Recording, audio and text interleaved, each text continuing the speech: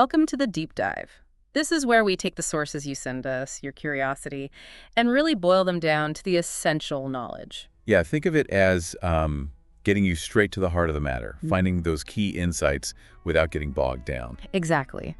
And today, you, our listener, have given us a really interesting mix. We've got excerpts from a YouTube interview with Professor Ross W. Duffin, and also the Piano Legs website, which is, well, all about pianos. Right, so our mission here is to kind of weave these together. We'll dig into Professor Duffin's ideas on early music, how it was played, tuned, and maybe contrast that a bit with, our modern ears and the role of the piano, which Piano Legs celebrates. Absolutely. Have you ever wondered if music from, say, the Renaissance actually sounded totally different back then? Or how instruments like the piano developing actually changed the kind of music people wrote. Well, get ready. I think there might be a few surprises here. Okay, where should we start? Let's jump in with Professor Duffin's book. The title alone is quite something. How Equal Temperament Ruined Harmony, and Why You Should Care. It definitely grabs your attention. And his main point, as he explains it, is that, well, before we all settled on equal temperament for tuning, especially keyboards. There were all sorts of other tuning systems being used, lots of them. And these weren't just random, right? They were often based on harmonic relationships. Exactly. The idea was to make certain keys sound exceptionally good, really pure and resonant. Better than other keys, actually. So, like, D major might have sounded fantastic in one tuning. But C major, maybe not so much. It wouldn't have that same euphony, as Duffin puts it, concentrated in certain keys. Which is so different from how we think now. We kind of expect all keys to be usable, equally functional. Right. But back then, the key's unique sound was part of the expression, like choosing a specific color. Yeah. Duffin notes this wasn't just keyboards. Other instruments, too. Yeah, singers, string players, they were operating in this world where intervals weren't quite what we expect from equal temperament. Okay, how so? Well, for example, major thirds were often a bit narrower, purer sounding. Minor thirds tended to be wider. Wow. And even the small steps, the semitones, weren't all the same size. The diatonic ones, like E to F, were wider than the chromatic ones, like E to E sharp. That really makes you think. Imagine a choir singing music written for that kind of system. The blend, the sound, it would be subtly different. Definitely a different sonic world. And Duffin mentions, the strong title. People sometimes thought he meant all music was ruined. Yeah, I can see how that might happen. But he clarifies it was meant to be polemical, to get people talking. Not that music was ruined, but that equal temperament fundamentally changed harmony's quality. He's even heard from people saying the book, totally changed how they listen. That's quite an impact. Now, speaking of singers, he gets into whether they naturally sing in equal temperament or maybe something else, like just intonation. That's a fascinating question. It is. And his view is that acculturation, what we're used to hearing, plays a massive role. Singers tend to sing what they hear around them. So if they're always singing with a piano, which is tuned in equal temperament, they'll naturally adjust to that sound? Makes sense. You absorb your environment. Exactly. But he suggests that maybe back when singers performed unaccompanied more often, they might have leaned towards more harmonically pure intervals, just intonation. Interesting. And that connects to pitch standards too, right? He mentioned those weren't fixed. Not at all. In the Baroque, for instance, pitch could vary quite a lot. It often depended on the main organ in the local cathedral. There wasn't a universal A440 like today. So having perfect pitch might have been confusing if you traveled. Things would sound slightly sharp or flat everywhere else. Pretty much. It shows how much more localized music making was. Absolute pitch probably wasn't such a big deal for many musicians then. Okay, so that variability makes sense. What about the keys composers actually used back then? Did they write in as many keys as composers do now? Well, according to Duffin, generally no. You look at music from the Middle Ages or Renaissance, and you rarely see key signatures with lots of sharps or flats. Why was that? Related to the tuning again? Absolutely. Because those tuning systems made certain keys sound much better, more consonant, composers naturally gravitated towards them. They'd write in the keys that sounded best on their instruments. Right. Plus, since pitch wasn't fixed, they could just transpose music up or down to fit the singer's ranges anyway. So they had flexibility even with fewer written key signatures. It's all tied together, the tuning, the keys, the sound. So how precise were they? When they were aiming for these pure intervals in, say, meantone tuning, were they really exact? Duffin thinks so, yes. Because in systems like Meantone, the intervals were very clearly defined. Meaning? Meaning a minor third was always exactly the same size wherever it appeared. Very predictable. Unlike some later irregular keyboard temperaments where the same interval might actually change size slightly depending on the notes involved. Ah, okay. That consistency must have helped singers and instrumentalists lock in their tuning. You'd think so. But it could also be tricky if you were, say, a violinist playing with a keyboard tuned in one of those irregular ways. Right, you'd constantly have to adjust to the keyboard's specific quirks, keeping everyone on their toes. Definitely. What about fretted instruments, like the lute? Maybe you play guitar, so you're used to modern equal temperament frets. How did lutes compare? It's interesting. Duffin says he didn't go super deep into fretted instruments in the book, but he does mention that early lutes had tied frets, gut strings tied around the neck. So you could move them, adjust the tuning. Exactly, you could adjust them.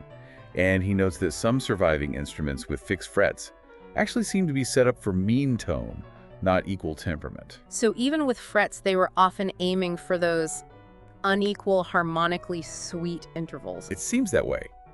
It wasn't necessarily about dividing the octave into 12 perfectly equal steps like a modern guitar. He tells a story about a student tuning a lute in mean tone.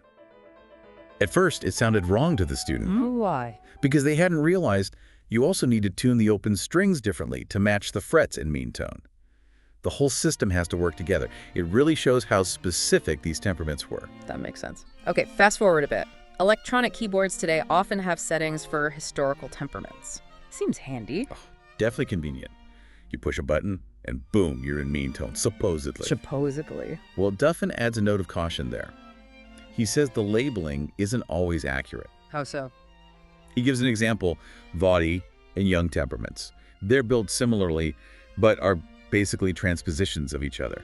Yet, an electronic keyboard might just list them as if they're the same thing. So buyer beware. Just because it says Kernberger III doesn't mean it's a perfect digital recreation. Right, and that's why Duffin himself prefers tuning by ear. Listening for the beats, those subtle waverings when notes are slightly off. You can get incredibly precise that way. You really can. And that focus on the actual sound and the craft of tuning, it ties in nicely with what the Piano Legs site is all about, doesn't it? That appreciation for the acoustic instrument. It does the whole physical reality of sound production. Now let's talk about how people viewed early music. Duffin mentioned that when he started, there was maybe a bit of a bias against it, like it was seen as simpler, less sophisticated than later stuff. Yeah, he felt some people heard it as maybe lacking the harmonic complexity they were used to from, say, the 19th century. But his goal was always to show, no, these were brilliant musicians, and the music has its own kind of sophistication. And things have changed, haven't they, with the rise of amazing early music specialists? Absolutely. When you see virtuosos deliberately choosing to play Baroque violin or harpsichord, it really highlights the music's depth and challenges. He mentioned Andrew Manzi, the violinist. Right. Manzi found playing early music with its need for improvisation and ornamentation actually more challenging and rewarding than just playing, say, a Brahms concerto perfectly. Yeah. It demands a different kind of creativity. That freedom to ornament and improvise. Yeah, and Duffin also contrasted the sort of analytical skills he sees in harpsichordists, really understanding the music's structure, with maybe some pianists who might focus more on technique alone. A generalization, of course, but interesting. That connects to another point he made about how musical eras aren't really neat boxes. We say Renaissance, Baroque, but the lines are blurry. Totally blurry. He gives great examples, like Gregorian chant. It was sung for centuries, long after the medieval period, and Palestrina's music was held up as a model well into the Baroque and beyond. So styles and practices overlapped and persisted. Definitely. And things like the hexachord system for learning notes, that solfege system, do, re, mi, fa, sol, la, it didn't just vanish after the Renaissance. He heard it still being used. He mentions hearing choir scholars at St. John's College, Cambridge, using just intonation for chant based on those old principles. These things have long echoes. And it varied geographically too, right? The English Renaissance lasted longer. Yeah, musical styles didn't change overnight everywhere at the same time. England had its own pace and flavor. Which brings us neatly to Tallis and Byrd. He calls them the two giants of 16th century English music. They really were. Thomas Tallis and William Byrd. Big figures. And they knew each other well. A teacher-student thing. Yeah, Tallis was older, a mentor to Byrd. Even Byrd's godfather, apparently. Both worked for the Chapel Royal, writing this incredible polyphony. Their harmonies were really influential. And Duffin himself got really interested in this English stuff, partly because he grew up near the Stratford Shakespeare Festival in Canada. That's right. He got curious about the music they would have actually used in Shakespeare's plays back in the day. And what did he find? Well, mostly that the original music just doesn't survive. So, for centuries, composers have just written new music for Shakespeare productions. Oh. But this led Duffin down a rabbit hole. He started identifying popular tunes, ballad tunes from the time, that Shakespeare actually quotes or refers to in the plays. Like little musical Easter eggs. Kind of. He realized Shakespeare often wrote his song lyrics specifically to fit these existing, well-known, popular tunes everyone in the audience would have recognized. That's a huge insight. It changes how you think about those songs. Completely. And his book, Shakespeare's Songbook, collected all these findings. It's apparently become a standard text for actors and directors, even at places like LA. Wow. And it wasn't easy to get published initially? No, he had some trouble. But eventually, W.W. Norton picked it up because it offered genuinely new insights into Shakespeare, which is pretty rare after 400 years. That's amazing. And he kept going, looking at songs and other plays, poems. Yeah, songs and comedies, sonnets, poems by John Donne, Philip Sidney. Yeah. Really digging into that connection between words and music. He even found examples of the psalmization syllables, the hexachord stuff, appearing in Shakespeare's texts. Tying it all back together. Very cool. Oh, wait, and another concept he stressed was rhetoric and performance. What did he mean by that? He meant performing early music, more like you'd deliver speech with expression, flexibility, changes in pace and volume, rather than just playing the notes perfectly in time like a metronome. So not rigid. Not at all. He used Frescobaldi, the composer, as an example. Frescobaldi wrote instructions saying, basically, play my toccatas like you'd sing a madrigal. Change tempo, get louder or softer to match the feeling of the music, just like a singer interprets a text. Bringing out the emotion. Exactly, the affect, as they called it in the Baroque. Finding the emotional core of each section and enhancing it. That was key. Okay, one more really specific but fascinating area, Latin pronunciation. I guess I just assumed everyone pronounced Latin the same way back then. Apparently not. Duffin explains that people tended to pronounce Latin using the sounds and rhythms of their own language. French Latin sounded French, German Latin sounded German, and so on. Until when? Until the 20th century, really, when the Pope decreed that the Italian pronunciation should be the standard for the Church. He told that story about Emperor Maximilian I. Yeah. Apparently, he heard Latin spoken with a French accent and didn't even recognize it as Latin. It shows how different it could sound. And this affected the music itself. It could. He gave an example of a composer, Pierre de la Rue, setting Latin text in rhythms that clearly reflect French pronunciation patterns. The music was shaped by the sound of the language. Mind-boggling detail. Okay, we have to talk about his O Canada research. That sounds like a proper detective story. Oh, it really is. For a long time, people knew the beginning of O Canada sounded a lot like the March of the Priests from Mozart's Magic Flute. Right, that connection was known. Duffin confirmed that, yeah. But then he found another bit that sounded suspiciously like a theme from Wagner's Die Meistersinger. Okay. But the bombshell was the second half of the anthem. He found it, pretty much note for note, in an obscure piece called Hymn of Peace, written for a festival in Boston back in 1869. And the composer of O Canada, Lavallee, was likely there. Almost certainly heard it, yes. And then Duffin traced the middle bit to a motif from Liszt's Festival Overture. So, putting it all together, it looks like O Canada was basically stitched together from bits of other pieces. A pastiche. The evidence strongly suggests that, yeah. Now, Duffin tried to frame it positively, as an homage or reflecting Canada as a melting pot. But people didn't all take it that way. No, he mentioned getting some pretty nasty reactions, even hate mail, after the article came out.